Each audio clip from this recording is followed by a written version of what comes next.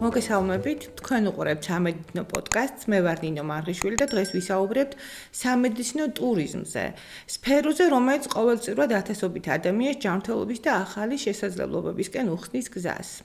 რატომ იღებენ ადამიანები გადაწყვეტილებას იმკურნალონ საზღვარგარეთ? რა სარგებელი და რისკები ახლავს ამ პროცესს? როგორ შევარჩიოთ საუკეთესო ქვეყანა და კლინიკა? ამ ყველაფერზე დღეს ვისაუბრებთ დეტალურად. თუ თქვენ გაინტერესებთ, როგორ შეიძლება გავაერთიანოთ მოგზაურობა და მაღალი ხარისხის სამედიცინო მომსახურება, მაშინ დარჩით ჩვენთან ძალიან საინტერესო საუბარი გელოდებათ წინ. ჩვენთან სტუმრად არის თურქეთის კლინიკათა ქსელის MLP Care ბიზნეს განვითარების საერთაშორისო ურთიერთობების დირექტორის მოადგილე, ექიმი, ჯანდაცვის მენეჯმენტის სპეციალისტი, მაგისტრი დალი ნესუაშვილი. მოგესალმებით, ქალბატონო დალი, დიდი მადლობა რომ მობრძანდით ჩვენთან. დიდი მადლობა თქვენ რომ დამპატიჟეთ ამ სასიამოვნო თემაზე სასაუბროთ.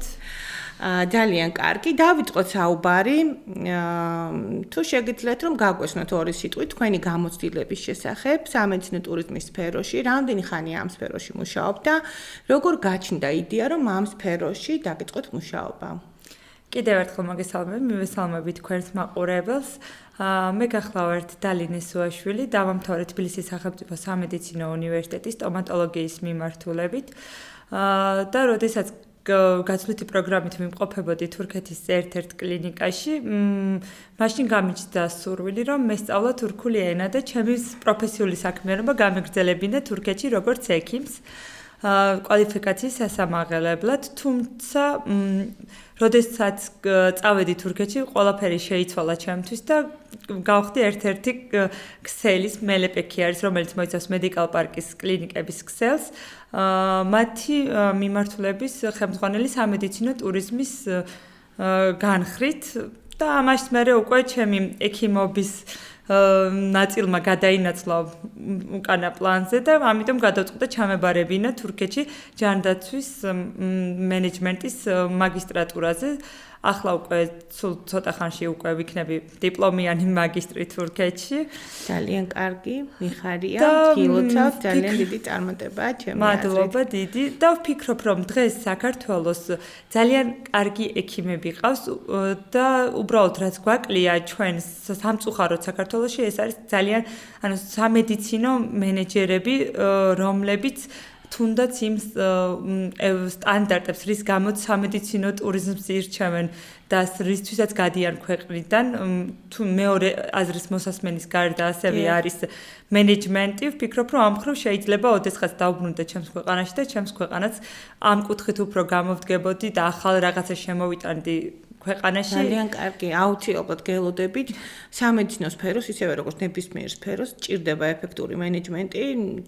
ჩვენთან ამ სპეციალისტების ნაკლებობა ნამდვილად არის საქართველოში და ასე რომ მოუთმენლად გელოდებით დაბრუნდით აუცილებლად. ახლა ვისაუბროთ სამედიცინო ტურიზმთან დაკავშირებით უშუალოდ, ანუ რა არის სამედიცინო ტურიზმი თქვენი აზრით, რატომ ირჩევენ ადამიანები საზღვარგარეთ მკურნალობას და რადგან თქვენ თურქეთში მოღვაწეობთ, რატომ არის თურქეთი ერთ-ერთი წამყვანი კლინიკა ამ მიმართულებით, რომ გითხრათ?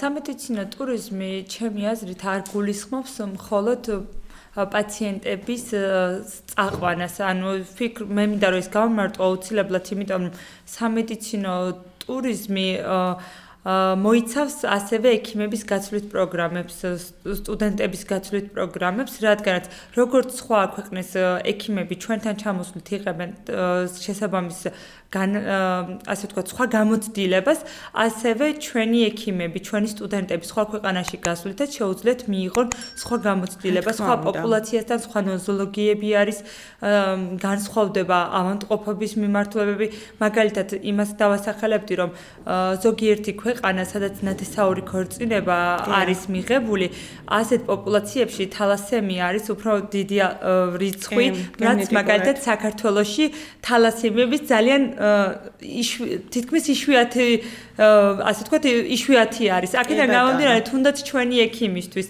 თუნდაც ჩვენი სტუდენტისთვის ასეთი ნოზოლოგიების ნახვა საზღვარგარეთ და ქვეყნის გარეთ დამახასიათებელის ეს არის ძალიან კარგი მეორე აზრის მოსასმენად.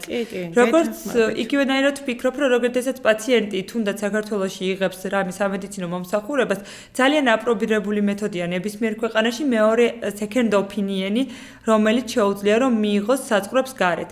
რატომ მაინდა-მაინც თურქეთი საქართველოს მაგალითზე თუ ვისაუბრებთ, ვფიქრობ პირველ რიგში სიახლოვე საქართველოსთან თურქეთი არის ძალიან მარტივად დღეს დიაგნოზი გაიგე, დღე 2 საათში შეგიძლია იყო თურქეთში და ყველაფერი ეს დაგეგმილად მოგიგვარონ, როდესაც ამ შემთხვევაში მე მოვყვები ჩემი კლინიკის მაგალითზე, სადაც მუშაობ, რომ ჩვენ ყავს სპეციალურად ქართველი გუნდი, რომელიც ასეთ პაციენტებს მუშაობს კი ამისთვის. ქართველი გუნდი, რომელიც პაციენტი რომ დაგვიკავშირდება პირველი ზარიდან, ყველაფერი გვაქვს უკვე მათთვის დაგეგმილი. ანუ ეს არის სწორი მენეჯმენტი პირობითად. კომფორტულობა ეს თან მით უმეტეს თურქეთში ძალიან განვითარდა მედიცინა. ფაქტიურად შეუძლია მას კონკურენცია გაუწიოს ევროპის ქვეყნებს და აქედან გამომდინარე ალბათ საქართველოსთვის ატაცება იყო თურქეთი, იმიტომ რომ მაინც მისაწვდომობა მენეჯმენტური დალაგება პაციენტს ფიქრი არ უწევს რომ ჩავალ უცხო ქვეყანაში ვარ, უცხო ენაზე უნდა ვისაუბრო. სწორი მენეჯმენტი რა თქმა უნდა გადამწყვეტია და სწორი ვფიქრობ რომ ამის გამო და სწრაფი მომსახურება ერთი სწრაფი და ალბათ ხარისხიანი კიდევ. რა თქმა უნდა, ამასაც აუცილებლად უნდა გავუსვათ ხაზი. კი ბატონო, აი მაგალითად რომელი ტიპის სამედიცინო მომსახურება უფრო მეტად მოთხოვნადია ამ ეტაპზე? იცით როგორ არის, ეს იცვლება ქვეყნების მიხედვით. ნუ ჩვენი რეგიონის მაინც სამწუხაროდ ონკოლოგიური სამწუხაროდ ონკოლოგიური მიმართულება არის ძალიან დიდი. იმიტომ რომ ალბათ თუნდაც იმას რომ ეძებენ მეორე აზრს ან თუნდაც ისეთი დაავადება არის ონკოლოგია რომ რაღაც იმეც ვეძებთ რომ შეიძლება საათბე არის ასევე უფრო მედიცინა ვითარდება და თურქეთმა ამას ფეხი აუწყო არის გამოკვლევები ისეთი რაც სამწუხაროდ ჯერჯერობით საქართველოში არ გვაქვს არ დანერგილა და აქედან გამომდინარე ირჩევენ პაციენტები უფრო ონკოლოგის მიმართ. თუმცა ხდება პლასტიკური ქირურგიის მიმართ. იმდენად აქტუალური არ არის, რამდენადაც ასე ვთქვათ, ონკოლოგია, თორემ რა თქმა უნდა არის რომ ვიღაცა მიდის განტვირთვისთვის და ამავდროულად მიმართავს პლასტიკურ ქირურგიას. მე გამიგია მოსაზრება რომ ფასებიც მეტად უფრო ასე ვთქვათ, ნაკლები არის საქართველოსთან შედარებით. მიუხედავად მაღალი ხარისხის სერვისებისა თურქეთის კლინიკებში ეს რამდენად შეესაბამება სიმართლეს, რამდენად არის ასე თქვენი აზრით? მე ვფიქრობ, რომ რაც შეეხება ოპერაციულ ჩარევებს და იმას რაც საქართველოში მომსახურება არის, ვფიქრობ, რომ ეს რეალობას არ შეესაბამება.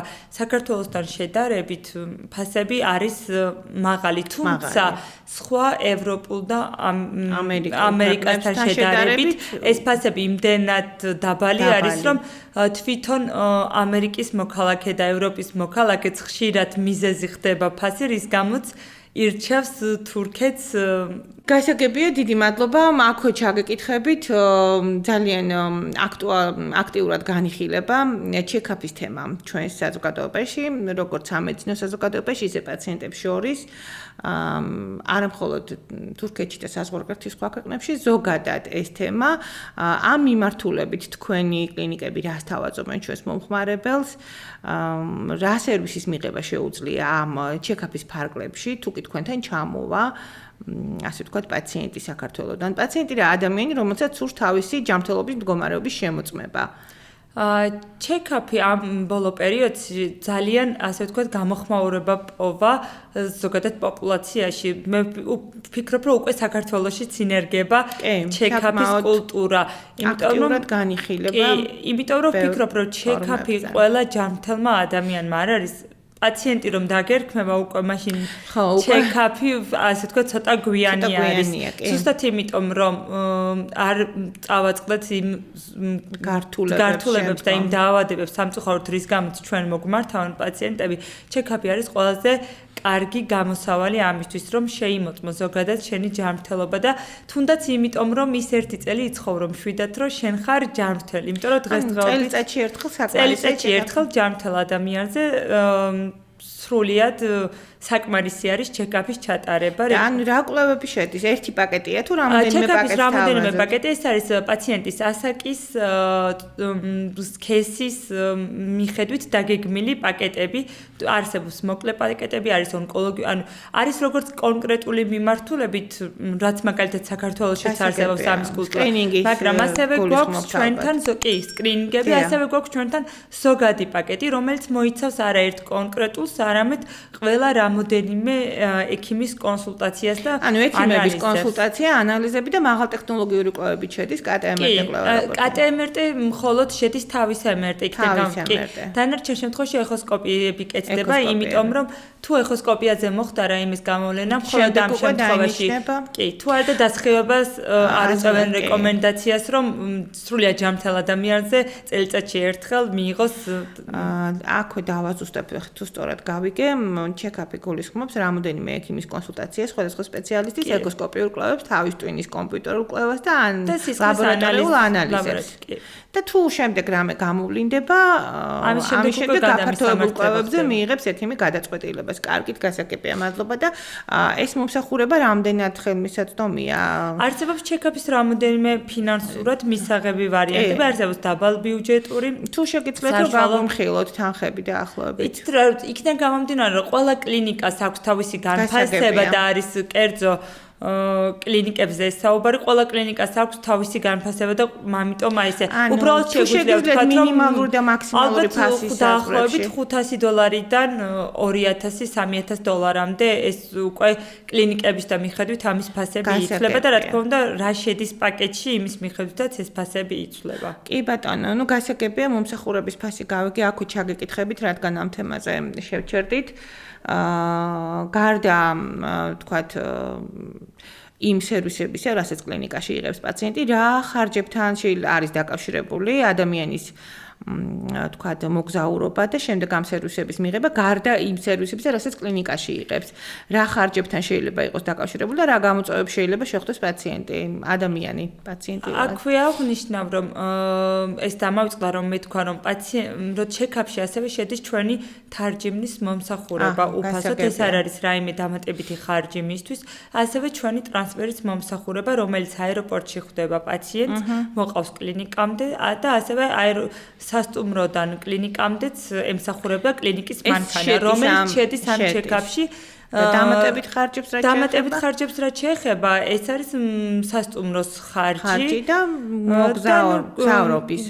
გზავრობის ხარჯი და ასევე ჩეკაპის დღეს ჩვენ აუცილებლად გვაქვს ხოლმე ჩეკაპის შემდეგ სისხლის ჩაბარების შემდეგ რაღაცა საუზმე დილის პატარა პაკეტივით, რომელსაც ამასაც ასევე უფასოდ თავაზობთ, თუმცა იმ ორი დღით რჩება პაციენტი თუ სამდღე თვითონ უკვე ხდება კვებითი უზრუნველყოფაც პაციენტის ხარჯი. და ამ სასტუმროს დაჯავშნას და თქვათ შერჩევაში ეხმარებით თქვენ პაციენტს. ჩვენი თარჯიმნები ეხმარებიან ენობრივიდან გამომდინარე თარჯიმნები თავაზობენ სხვადასხვა სასტუმროს, თუმცა ხანდახან არის შემთხვევები, რომ პაციენტი თვითონ მხოლოდ ლოკაციას ითხოვს და უკვე საქართველოდან დაჯავშნილი აქვს მას და ჩამოდის ასე. კარგით, გასაგებია, მადლობა.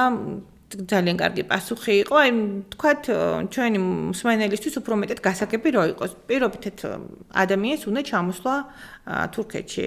ნუ არ აქვს მნიშვნელობა რომელიმე კლინიკაში, რა პროცედურაზე და ასე შემდეგ. რა გზას გადის პაციენტი, თქვათ, გადაწყვეტილების მიღებიდან, მკურნალობის, დანიშნულების მიღების, ნუ ჩეკაპის თუ ასე შემდეგ უკან დაბრუნებამდე. თქვათ, უკავშირდება შუამავალს.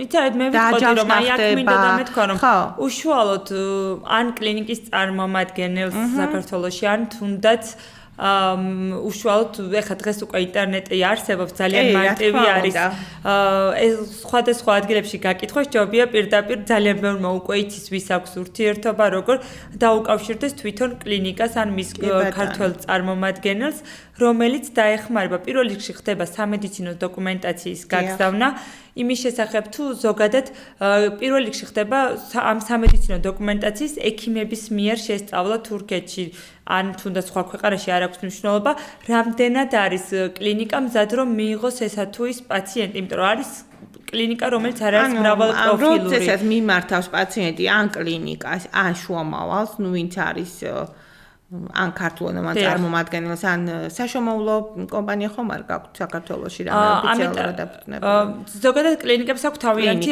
საოფისე წარმომადგენლობა რომელიც პირდაპირ კლინიკასთან კავშირს შემდეგ ან პაციენტის მოთხოვნების შესაბამისად ხდება შეთანხმება კლინიკასთან რამდენად მიიღებს პაციენტი ინვოისი შეგიძლიათ რომ წინასწარ მიეწოდოთ პაციენტს კი ნახეთ როგორ იქიდან გამომდინარე რომ გადავწყვეტ რომ დიახ ეს პაციენტი შეგვიძლია ჩვენი კლინიკა აკმაყოფილებს იმას რომ პაციენტების მოლოდინი გამომართლოთ ამ შემთხვევაში უკვე ექიმი გვეუბნება არის შემთხვევები, როდესაც შეუძლია გვითხრას უკვე წინასწარ, რომ პაციენტს ესაჭიროება ესა თუ ის სამედიცინო პროცედურის ჩარევა, ოპერაცია იქნება ეს თუ კვლევითი.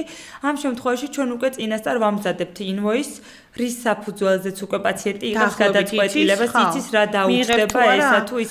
აი ხა არის სიტუაციები, როდესაც პაციენტმა იცის წინასწარ, რომ სჭირდება ეს ოპერაცია. უკვე აქვს ამისი პაკეტი, რომ ჩამოდის იმის იქით რეალურად იშვიათად არის, რომ რაიმე სხვა დამატებითი დასჭირდეს და ზუსტად ეს არის ამისი, როდესაც პაციენტი ერთ კლინიკას კი არა, ორს და სამს უკავშირდება, ისმენს ყველასგან ამ ექიმის მოსაზრებას, ასევე ინვოისებს და თვითონ უიღებს უკვე გადაწყვეტილებას ფინანსურად, თუნდაც ექიმის მხრივ თუ მომსახურებით რომელთან უფრო შედგა. აი ხა ვაპირებდი ზუსტად იმ კითხვის დასმას, რომ როგორ უნდა მიიღოს მეთქი პაციენტმა გადაწყვეტილება რომელ კლინიკაში მიიღოს მომსახურება და აქვე თქვენ უკვე გაიცით პასუხი, რომ ფასის მომსახურების და ექიმის ასევე ძალიან ისე ამოწმებენ ხოლმე, იმიტომ რომ ინვოისებში ყოველთვის გვიწერია ექიმი ვინ არის ექიმის შესახებ ინფორმაცია. გასაგებ და მაგალითად თუ გიკავშირდებათ პაციენტის სხვა ქვეყნიდან, ნუ თუ საქართველოდან, რადგან ჩვენ საქართველოში ვართ, ასე ვისაუბრებთ და ექიმს სჭირდება რაიმე გამოკვლევა და პაციენტის გაკეთებული აქვს საქართველოში, თარგმნა, დოკუმენტაციის თარგმნა რამდენად შედის თქვენს შეთავაზებაში? იგივე გამოკვლევების თქვა შესაძლოა ექიმის ანა მიიღებს პაციენტს გართულებული შემთხვევით რომ მოითხოვოს წინასწარ მაღალ ტექნოლოგიური კვლევის დასკვნა ხო ამას თარგმნით თქვენ დიახ ჩვენ თარგმნით და ჩვენვე ვუზრუნველყოფთ რომ ექიმს გავაცნოთ ეს ანუ იშვიათად არის ახლა ერთადერთი რაც თარგმნასაც ჩვენ არ ვაკეთებთ ეს არის რეანიმაციული პაციენტი რომლის ფორმასის დეტალურ თარგმანს მოითხოვს ექიმი, რადგანაც როდესაც რეანიმაციულ პაციენტს მიღება არ მიღებას ეთანხმები, ძალიან თვითოულ საციცოცხლო მაჩვენებელს აქვს მნიშვნელობა და რომ არ მოხდეს რაიმე სამედიცინო შეცდომა არ იქნას დაშვებული, მაინც პაციენტებს თხოვთ ხოლმე, რომ რეანიმაციული პაციენტის დოკუმენტაცია იქნას ინგლისურად გადმოგზავნილი. თუ არა და ჩვენ ყველანაირად უზრუნველყოფთ, რომ ეს დოკუმენტაცია ექიმთან ანუ ჩვენ პაციენტს არ ვთხოვთ, რომ გვითარგმნონ გამოგვიგზავნონ ჩვენ ვაგვარებთ ეს ძალიან დიდი შეღავათია დამერწმუნეთ ჩვენთან ხო კი ფინანსურადაც და ისედაც მორალურად ისედაც უჭირს ადამიანს და კიდევ ხა ასე მე ჩვენი კლინიკის მაგალითზე ვიტყვი იქიდან გამომდინარე რომ თვითონ მეც პროფესიით ექიმი ვარ და თურქულის სერტიფიკატი გამაჩნია ხშირად არის ხოლმე შემთხვევები რომ ჩვენ პაციენტებს ინფორმას და ინვოისს ვაძლევთ ქართულად რომელიც აღარ უწევთ ჯანდაცვის სამინისტროსთვის ან რომელიმე სტრუქტურისთვის თარგმნა და ნოტარიულად დამოწმა, იმიტომ რომ ამ ხარჯსაც ვარიდებთ თქვენი პასუხიდან გამომდინარე არის რაღაცა პროგრამები, რომელმაც შეიძლება გარკვეული ხარჯების გადაფარვა უზრუნველყოს თურქეთში, ხო? არის. კი, ნამდვილად, მაგალითად როგორც ანუ კორპორატიული დაზღვევების, ისევე სახელმწიფოს მხრიდან ხდება ეს. დიახ, როდესაც რაც არ კეთდება საქართველოში ის კვლევები, რაც უკვე ჩვენ უკვე ვახსენეთ, რომ ონკოლოგიის მიმართულებით რამოდენიმე დარგი, ამას ჯანდაცვის სამინისტრო აფინანსებს, ასევე ახლა აქტიურად გვაქვს მოლაპარაკება უკვე ქართულ სადაზღვევო კომპანიებთან და ძალიან ახლო მომავალში იმედი გვაქვს, რომ უფრო ახლო ურთიერთობები გვექნება სადაზღვევო დარწმუნებული ვარ, ასეც იქნება. დარწმუნებული ვარ, პაციენტისთვის ძალიან დიდ კომფორტია. პირველ რიგში პაციენტისთვის მე ვთვლი, რომ ზოგადად სამედიცინო სფერო პაციენტზე ორიენტირებული უნდა იყოს ყოველთვის და უნდა იყოს ესეთი დამოკიდებულება და ბევრად უფრო უკეთესი განვითარება ექნება ყველა ქვეყანაში. ჩემი პირადი აზრია და დარწმუნებული ვარ, რომ ესეა. აქვე მინდა გკითხოთ, თურქეთში სამედიცინო მომსახურების ხარისხი საერთაშორისო სტანდარტებთან შედარებით როგორია? თურქეთში მინდა ვთქვა, რომ დღეს უკვე საერთაშორისო სტანდარტებს თურქეთის ძალიან ბევრი კლინიკა აკმაყოფილებს საერთაშორისო სტანდარტებს. თურქეთის 90% უკვე დღეს გააჩნიათ GCA აკრედიტაცია, არა მხოლოდ მენეჯმენტურ, არამედ სამედიცინო თვალსაზრისით. მე სიამაყეც მინდა აღვნიშნო, რომ ჩემი კლინიკამ უკვე მე-6-ით გაიარა წელს GCA აკრედიტაცია და ძალიან დიდ ყურადღებას აქცევს ამას, თუნდაც აქედან გამომდინარე, რომ სამედიცინო ტურიზმი დღეს თურქეთში მოწოდების სიმაღლეზე არის, თავისუფლად შეგვიძლია ვთქვათ. გასაგებია. თქვენ ახლა დიდი ხანია ამ სფეროში მუშაობთ და საკმაო გამოცდილება გაქვთ. გაქვთ რამე ისეთი დასამახსოვრებელი შემთხვევა ამასთან დაკავშირებით, ამ პაციენტთან ან შემთხვევასთან დაკავშირებით, თუ შეგიძლიათ გაგვიზიაროთ? ჩვენს კლინიკაში მედიკალ პარკის ქართველ გუნდს აქვს ძალიან ბევრი დასამახსოვრებელი წუთები, როგორც სასიამოვნო სამწუხაროდ ისე სამწუხარო ფაქტებიც, რადგან გვაქვს სამედიცინოს და ჯანმრთელობასთან შეხება. თუმცა გავიხსენებდი ერთ ფაქტს, რადგან ეს არის ჩემთვის, რომ ყოველთვის ამ ფაქტზე ყველას ვესაუბრები და მოვუწოდებ. ყავდა ჩვენ პაციენტი, რომელსაც სკრინინგის მეშვეობით დაუდგინდა რაღაც მკერდში წარმონაქმნი, რომელიც უთხრეს, რომ ექიმმა უთხრა, რომ 6 თვის მერე გადაეკონტროლებინა და შემდგომ რა იქნებოდა იმის მიხედვით უკვე დაეგეგმოთ შემდეგი ეტაპი. თუმცა პაციენტმა ძალიან ისე იყო ჩაღა და მეორე აზრის მოსასმენად ჩამოვიდა ჩვენს კლინიკაში და ჩვენმა ექიმმა ბიოპსიურად აღმოაჩინა, რომ ეს იყო სიმსივნის დასაწყისი სტადია და ასე თქვათ ამ პაციენტმა თავისი თავი გადაირჩინა თუნდაც ამ სკრინინგით და მეორე აზრით და ვფიქრობ, რომ ესეთი თემები ძალიან მნიშვნელოვანი არის, რომ კიდე ერთხელ ჩეკაპზე უკვე ვისაუბრეთ და სკრინინგზე, მაგრამ ყველას მოვუწოდებ, რომ სანამ ხარ ჯანმრთელი, არ შეგეშინდეს და მიხვიდე ექიმთან და უბრალოდ გაიარო კონსულტაცია. დიდი მადლობა, ძალიან მნიშვნელოვანი მოწოდება არის ჩვენთვის ქვეყანაში, საქართველოს გულისხმობ, რატომღაც სტიგმა არის პროფილაქტიკურ კვლევებთან დაკავშირებით. იგივე სკრინინგის მიმართად, რატომღაც ჩვენ სულ ვამბობთ, რომ ეს არის სიცოცხლის გადარჩენის ერთ-ერთი გზა, თუ ერთადერთი არა, საწყის სტადიაზე საშიში დაავადებების აღმოჩენა, რომელიც შემდეგ ჩვენ სიცოცხლეს უთქმის საფრთხეს, ამიტომ აუცილებელია სკრინინგული კვლევების ჩატარება. მადლობა ამ მოწოდებისთვის თქვენც. ყველაზე დიდი გამოწვევა ამ სფეროში მუშაობისას თქვენთვის რა არის? ზოგადად სამედიცინო ტურიზმს რა გამოწვევები აქვს დღეს? არის რამე ესეთი, თუ იმდენად მოთხოვნად და იმდენად მზარდი დარგია, რომ პირიქით, გამოწვევები მცირდება და იზრდება მოთხოვნა, როგორ ფიქრობთ? მე ვფიქრობ, რომ დღესდღეობით სამედიცინო ტურიზმის მოთხოვნა ძალიან გაზრდილი არის. თითქმის მოწოდებები აღარ სჭირდება და რეკლამებსაც არ საჭიროებს უკვე არა მარტო საქართველოში, არამედ ყველა აბსოლუტურად მსოფლიოში მეორე აზრის მოსმენა ეს უკვე ძალიან ჩვეულებრივ. ეს არ ნიშნავს განვითარებული, რომელი ქვეყანას მოქალაქე ჯანდაცვის სისტემა როგორი არის, ძალიან ჩვეულებრივად მიიღეს, თუნდაც იმ ევროპულმა ქვეყნებმაც კი, სადაც ჯანდაცვის სისტემა არის ძალიან კარგი და მედიცინა არის განვითარებული. ის თვითონ ისიც თუნდაც მე ეს დავამატებდი, რომ ძალიან ბევრი იყენებს ტურისტულად და პლუს ამას ჯანმრთელობაზე ზრუნვად.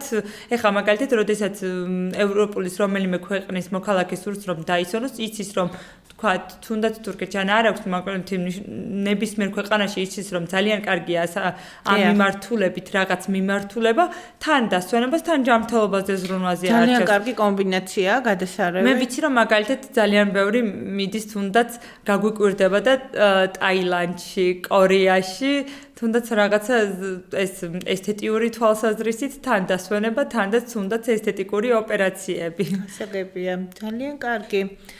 მე მინდა ესეთი რაღაც გკითხოთ. არიან ადამიანები, რომლებიც ფიქრობენ სამედიცინო ტურიზმზე, ფიქრობენ ამ პროფილაქტიკური კვლევები ჩაიტარონ საზღვარგარეთ, ან თუნდაც რაიმე სერვისები მიიღონ სამედიცინო მიმართულებით და თავს იკავებენ. სხვადასხვა მიზეზების გამო, რას ეტყოდით ესეთ ადამიანებს, რომელთაც გადაწყვეტილი აქვთ მიიღონ ეს მომსახურება, მაგრამ ეჭობენ ან ორჭოფობენ კიდევ. ვფიქრობ, მათ ჯერ კიდევ არ იპოვეს ის ადამიანი, ვინც დაეხმარება ყველა ის საკითხი მოუგვაროს, იმიტომ რომ როცა მიდიხარ უცხო ქვეყანაში, უცხო კულტურა, ანუ შენთვის უცნობ რელიგიის, ყველანაირად განსხვავებულ ქვეყანაში არსებობს რა თქმა უნდა შიშები. მე ვფიქრობ, თუ იპოვია სათანადო და სანდო ადამიანს, რომელიც დაუგეგმავს კვლევებს და რომელიც აიღებს პასუხისმგებლობას მის ამ სამედიცინო ტურიზმით დაგეგმილ სიტუაციაზე, ვფიქრობ, რომ მათთვის უკვე აღარ იქნება ეს შიშებთან დაკავშირებული და შეძლებენ, რომ მარტივად გადადგან ნაბიჯი აირჩიონ სხვა ქვეყანა. თქვენ ფიქრობთ, რომ სანდოობის პრობლემის გამო უფრო იკავებენ უცხო ქვეყნის უცხოს ენისაც ენობრივი ბარიერის გამო. და ვფიქრობ, თუ იპოვიან ზუსტად ესეთ ადამიანს ან უშუალოდ კლინიკასთან თუ შეძლებენ ასეთთან დაკავშირებას, მე ვფიქრობ, რომ მარტივად მიიღებს გადაწყვეტილებას და გააკეთებს არჩევანს. დიდი მადლობა, ძალიან კარგ საქმეს აკეთებთ ნამდვილად. წარმატებები მინდა გისურვოთ კიდევ ერთხელ თქვენ საქმეში.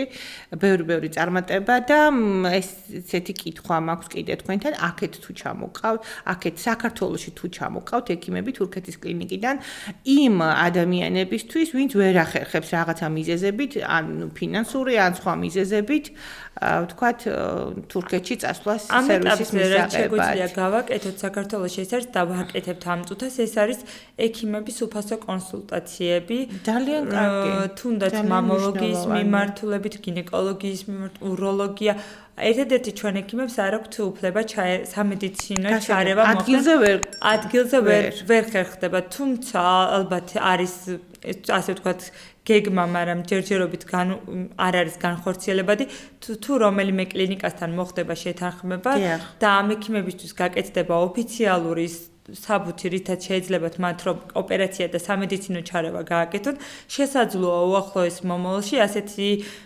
სახის ურთიერთობებიც დაიგეგმოს. ასევე კონფერენციებში ვიღებთ ძალიან აქტუალურად მონაწილეობას საქართველოში სხვადასხვა კონფერენციებში როგორც მომხსენებელი, ამიტომ მე ვფიქრობ, ესეც ძალიან კარგი არის, რომ ერთმანეთში აზრის გაცვლა ხდება ჩვენს ექიმებს შორის. ძალიან მნიშვნელოვანია განვითარებისთვის, პროფესიული განვითარებისთვის, სხვადასხვა აზრის და მიღწევების გაზიარება სამედიცინო საზოგადოებაში, კი არა, ყველა საზოგადოებაში ერთმანეთისთვის. ანუ ახლოს მომავალში ხო არ იგეგმება რომელიმე სპეციალისტის ჩამოსვლა? კი, სხვათა შორის 18 მარტს გვაქვს უფასო კონსულტაციები მამოლოგიისა და გინეკოლოგიის მიმართულებით. მარტის თვე მედიკალ პარკმა გამოაცხადა ქალების თვეთ. დიდი მადლობა მედიკალ პარკს. ასევე 17-ში ჩვენ გვაქვს კონფერენცია ქართველ ექიმებთან ერთად, თურქ ექიმებს აქვთ ქალის ჯანმრთელობაზე ისაუბრებენ და მეორე დღეს იქნება უფასო გასინჯვები ასეთი პაციენტებისთვის. ასევე GGRC ქალბატონი ნინო მუსერძის კლინიკა გვეხმარება ჩვენ რომ უფასო ექიმის კონსულტაციასთან ერთად შევთავაზოთ უფასო რადიოლოგიური კვლევები პაციენტს.